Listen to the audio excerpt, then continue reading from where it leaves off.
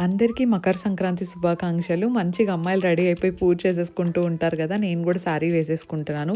బేసిక్‌గా ఫెస్టివల్ టైమ్స్‌లో మనకు కొంచెం వర్క్ ఉంటుంది కాబట్టి బాడీ ఆర్డర్ అదంతా కామనే. దాన్ని అవాయిడ్ చేసేకి నేను Carmesi natural deodorant roll on use చేస్తున్నా.